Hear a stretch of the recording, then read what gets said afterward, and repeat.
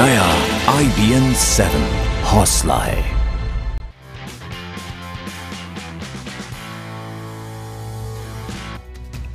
नमस्कार, मैं हूं आपके साथ हिमानी नैथानी। सुबह के 7 बज चुके हैं और आइए अब शुरुआत हम करते हैं फटाफट खबरों के सफर की सुपरफास्ट न्यूज में। दिल्ली के नजफगढ़ में INLD के पूर्व विधायक भरत सिंह की गोली मारकर हत्या कर दी गई। भरत सिंह पर 6 गोलियां दागी गईं। उन्हें जख्मी हालत में गुड़गांव के मेदांता अस्पताल में भर्ती कराया गया, जहां इलाज के दौरान ही उनकी मौत हो गई। भरत सिंह गैंगस्टर किशन पहलवान के भाई हैं। पुलिस के मुताबिक इस गोलीबारी में 2 से 3 लोग और जख्मी हुए हैं। शक है कि गैंगवार के चलते ही भरत सिंह पर यह हमला किया गया। जम्मू कश्मीर में भारी बारिश के चलते एक बार फिर बाढ़ का खतरा मंडरा रहा है। झेलम नदी का पानी खतरे के निशान को पार कर गया है। प्रशासन ने श्रीनगर में फ्लड अलर्ट जारी कर दिया है। उधर गुलमर्ग, सोनमर्ग और पहलगाम में भी बर्फबारी जारी है।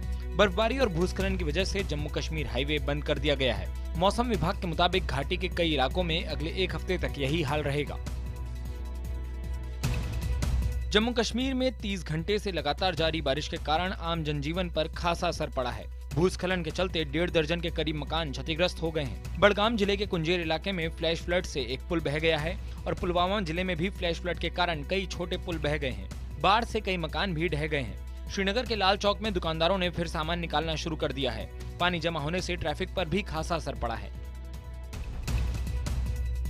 केंद्र सरकार ने बाढ़ के खतरे को देखते हुए NDRF की 2 टीमों को जम्मू कश्मीर रवाना करने का फैसला किया है। NDRF के 100 प्रशिक्षित कर्मी आज घाटी के प्रभावित इलाकों में पहुंच जाएंगे। इन टीमों को एयरफोर्स के विमान से रवाना किया जाएगा। सेना के जवान पहले से ही लोगों को निचले इलाके से निकालने में लग गए हैं। सितंबर में आई बाढ़ के दौरान भी सेना के काम की तारीफ हुई थी। जम्मू कश्मीर में सरकार ने हालात के मद्देनजर हेल्पलाइन नंबर जारी किए हैं। श्रीनगर के पुलिस हेडक्वार्टर में खास कंट्रोल रूम बनाया गया है। कंट्रोल रूम के हेल्पलाइन नंबर हैं 2452-138 और 2474-040। कुपवाड़ा में पानी बढ़ने के बाद इलाके के लोगों को घर खाली करने को कहा गया है। चरारे शरीफ में कई घर भी ढह गए हैं। जम्मू कश्मीर के अलावा हिमाचल और उत्तराखंड के पहाड़ी इलाकों में बर्फबारी से पूरे उत्तर भारत में मौसम का मिजाज अचानक बदला है। उत्तराखंड के देहरादून समेत पहाड़ी इलाकों में बारिश का सिलसिला जारी रहा। पहाड़ों की रानी मसूरी में भी रुक रुक कर दिन भर बारिश होती रही। केम्प्टी में भी सुबह से घने बादल छाए रहे। हिमाचल के कुल्लू में रात से रुक रुक कर बारिश हो रही है। कई इलाकों में तूफान भी आया है। दिल्ली में भी सारी रात रह रहकर बरसात हुई। देश के कई भागों में फिर से हुई बेमौसम बारिश ने किसानों की परेशानियां एक बार फिर बढ़ा दी हैं। भारी बारिश और बर्फबारी से जहां जम्मू कश्मीर, उत्तराखंड और हिमाचल में खासा नुकसान हुआ है, तो वहीं देश के बाकी हिस्सों का भी कमोबेश यही हाल है। गृह मंत्री राजनाथ सिंह ने मध्य प्रदेश और वित्त मंत्री अरुण जेटली ने राजस्थान में फसलों को हुए नुकसान का जायजा लिया और कहा कि केंद्र सरकार हर संभव मदद देगी। यूपी के PCS पेपर लीक केस में STF ने मामले के मास्टरमाइंड समेत 2 लोगों को गिरफ्तार कर लिया है। गिरफ्तारी के बाद ये खुलासा हुआ है कि इस पेपर लीक के पीछे यूपी लोक सेवा आयोग के अफसर ही थे।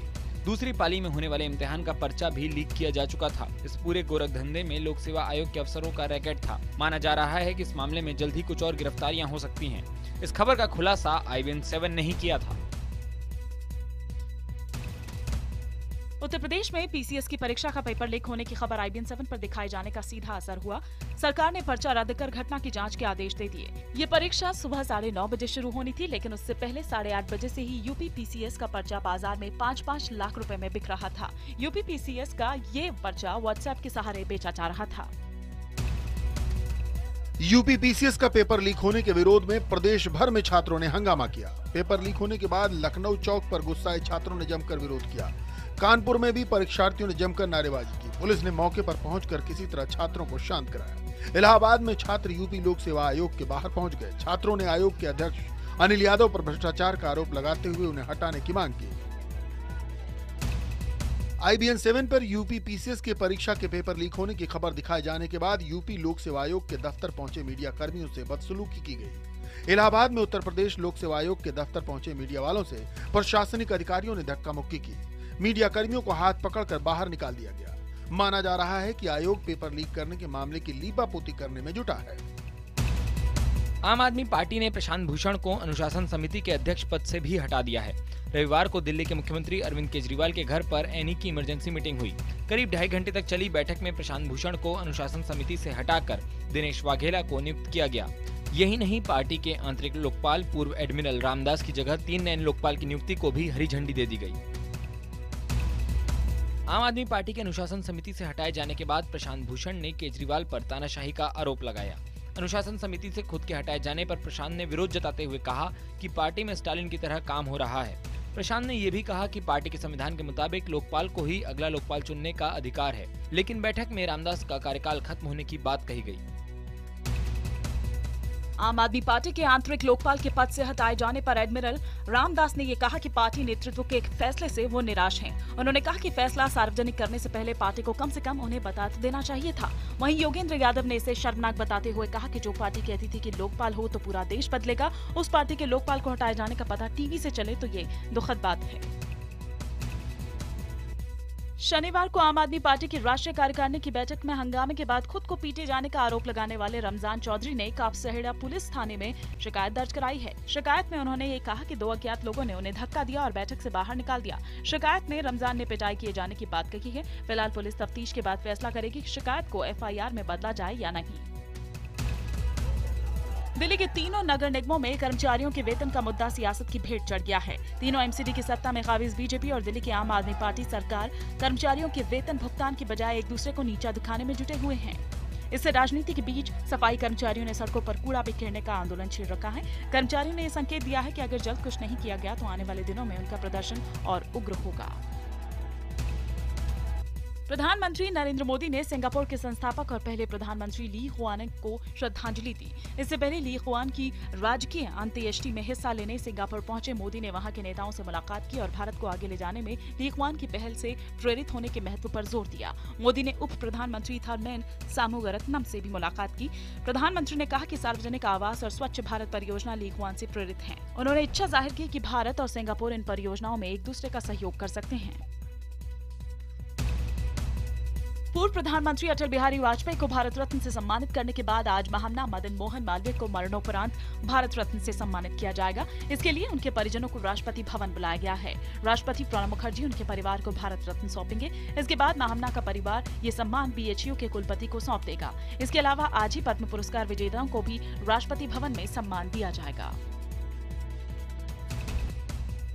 हिट एंड रन मामले में आज फिर सेशंस कोर्ट में सलमान खान की पेशी है। इस मामले में बचाव पक्ष अपने 2 अहम गवाह पेश करने वाला है। पिछले हफ्ते सलमान खान ने ये कहकर सभी को चौंका दिया था कि इस हादसे के समय वो नहीं बल्कि उनका ड्राइवर कार चला रहा था। सलमान खान के इस बयान ने पूरे मामले में एक नया मोड़ ला दिया है। 2002 के हिट एंड रन मामले का ट्रायल अपनी आखिरी पड़ाव पर चल रहा है।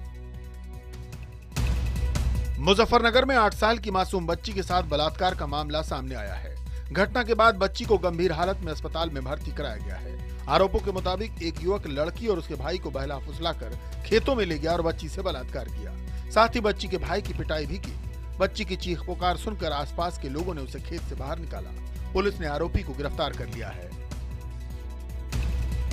हरियाणा के झज्जर में बलात्कार की शिकार एक लड़की ने फांसी लगाकर खुदकुशी कर ली। लड़की की लाश के पास से एक सुसाइड नोट बरामद किया गया है, लेकिन उसमें खुदकुशी की वजह पिता की बीमारी बताई गई है। हालांकि आपको बता दें कि हाल ही में लड़की के साथ 2 युवकों ने रेप भी किया था, जिसके बाद उनकी गिरफ्तारी हो गई थी। फिलहाल पुलिस मामले की तफ्तीश में जुटी है। फरीदाबाद के मुजेसर इलाके में हथियारबंद बदमाशों ने 2 लोगों की हत्या कर दी। 3 बदमाशों ने मंदिर में घुसकर साधु और गांव के एक युवक के सिर पर वार कर हत्या कर दी। चश्मदीद के मुताबिक बदमाश साधु और युवक को ईंटों और रॉड से मार रहे थे। तीनों आरोपी बदमाशों की पहचान हो चुकी है और पुलिस ने हत्या का मुकदमा दर्ज कर मामले की जांच शुरू कर दी है। राजस्थान के अहौर जिले में JCB मशीन से एक युवक की हत्या करने का सनसनीखेज मामला सामने आया है। खबरों के मुताबिक गांव के पास अंडरग्राउंड केबल डालने का काम चल रहा था। इसी दौरान एक मजदूर और JCB चालक के बीच कुछ कहासुनी हुई। ये तकरार इतनी बढ़ गई कि JCB चालक ने मजदूर पर ही JCB मशीन चढ़ा दी। वारदात से नाराज लोगों ने घटनास्थल पर प्रदर्शन किया। इलाके के विधायक और DSP ने मौके पर पहुंचकर लोगों को समझाया बुझाया। पटना में स्वाइन फ्लू के मरीजों की संख्या में कमी आने से स्वास्थ्य विभाग ने राहत की सांस ली है। हालांकि अब भी इसके मरीजों का अस्पताल में इलाज चल रहा है, लेकिन तापमान में बढ़ोतरी होते ही इसके मरीजों की संख्या में लगातार कमी आ रही है। डॉक्टरों के मुताबिक तापमान में बढ़ोतरी होते ही स्वाइन फ्लू का कहर थम जाएगा और इसके विषाणु नष्ट हो जाएंगे। आगरा में 2 दबंग युवकों ने शौच के लिए गई बुआ और भतीजी के साथ तमंचे के बल पर दुष्कर्म किया। ये घटना थाना खंदौली की है, जहां बुआ अपनी भतीजी के साथ खेत में शौच के लिए गई थी, लेकिन पहले से ही घात लगाए बैठे कुछ बदमाशों ने उनको बंधक बनाकर बलात्कार किया और मौके से फरार हो गए। परिजनों ने इस मामले की पुलिस में शिकायत दर्ज कराई है। ऑस्ट्रेलिया से देश लौटते ही धोनी की अपनी बेटी को गोद में उठाती फोटो सामने आई है। आपको बता दें कि मुंबई एयरपोर्ट पर कप्तान धोनी को रिसीव करने उनकी पत्नी साक्षी पहुंची थी। कुछ ही देर बाद धोनी की तस्वीर सोशल मीडिया पर वायरल हो गई। गौरतलब है कि 6 फरवरी को गुड़गांव के एक निजी अस्पताल में धोनी की बेटी जीवा का जन्म हुआ, लेकिन वर्ल्ड कप में व्यस्त होने के चलते धोनी बेटी से मिल नहीं पाए थे। बैडमिंटन में विश्व की नंबर 1 खिलाड़ी साइना नेहवाल ने इंडिया ओपन बैडमिंटन के खिताब पर भी कब्जा कर लिया है। साइना ने थाईलैंड की रेचेनॉक इटेनॉन को 21-16, 21-14 से हराया। नंबर 1 बनने के बाद यह साइना का पहला खिताब है। यही नहीं, इंडिया ओपन बैडमिंटन जीतने वाली साइना पहली भारतीय खिलाड़ी बन गई। साइना की इस जीत पर राष्ट्रपति प्रणब मुखर्जी, प्रधानमंत्री मोदी और कांग्रेस अध्यक्ष सोनिया गांधी ने उन्हें बधाई दी। इंडियन ओपन के ही मेन सिंगल के फाइनल में दूसरी वरीयता हासिल भारत के श्रीकांत ने छठी वरीयता हासिल डेनमार्क के विक्टर एक्सेल्सन को 18-21, 21-13 और 21-12 से हराकर भारतीय खेल प्रेमियों का दिल जीत लिया। श्रीकांत ने इससे पहले स्विस ओपन के फाइनल में भी एक्सेल्सन को शिकस्त दी थी। वर्ल्ड कप के फाइनल में न्यूजीलैंड को करारी मात देकर ऑस्ट्रेलिया 5वीं बार वर्ल्ड चैंपियन बन गया है। ऑस्ट्रेलिया को 184 रनों का लक्ष्य मिला था, जिसे उसने 3 विकेट खोकर 34वें ओवर में ही हासिल कर लिया। यह पहली बार है जब ऑस्ट्रेलिया अपनी जमीन पर चैंपियन बना है। इससे पहले 1987, 1999, 2003 और 2007 में भी ऑस्ट्रेलिया ने खिताब जीता था।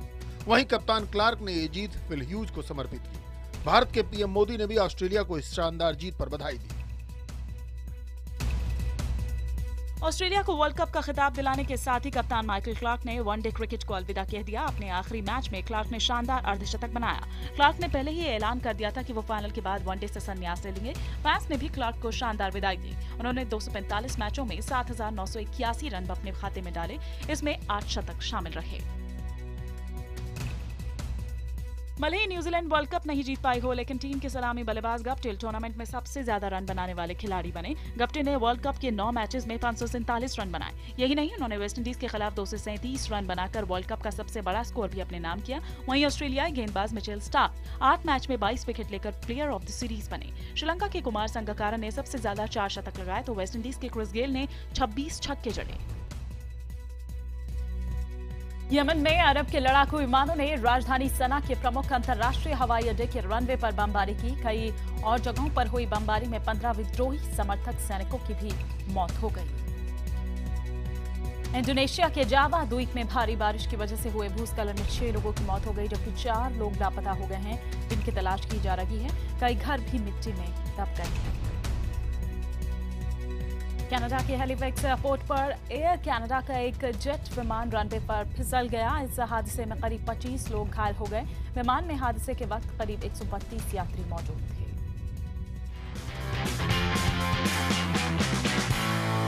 बॉलीवुड एक्ट्रेस कल्की ने ये साफ कर दिया है कि उनको एडल्ट कॉमेडी फिल्मों से कोई दिक्कत नहीं है। कल्की हाल ही में आई हंटर फिल्म से खासी प्रभावित हैं। तनु वेड्स मनो रिटर्न्स के साथ एक्टर और माधवन 3 साल बाद बॉलीवुड में वापसी कर रहे हैं। वो इस फिल्म को अपने करियर की दूसरी शुरुआत मानते हैं। जोड़ी ब्रेकर्स की असफलता के बाद माधवन फिल्मी दुनिया से दूर हो गए थे। अर्जुन कपूर ने फिक्की की एक कॉन्फ्रेंस में रणबीर कपूर की तारीफ की है। उन्होंने रणबीर कपूर को इस दौर का नया सुपरस्टार करार दिया है। अर्जुन मानते हैं कि रणबीर जिस तरह की फिल्में कर रहे हैं वो युवा पीढ़ी के लिए एक मिसाल है। प्रकाश झा की फिल्म गंगा जल पार्ट 2 से फिल्मों में डेब्यू करने वाले हैं और इस फिल्म में वो एक पॉजिटिव किरदार निभाते हुए नजर आएंगे। प्रियंका चोपड़ा फिल्म में प्रकाश झा के सीनियर के किरदार में नजर आएंगे।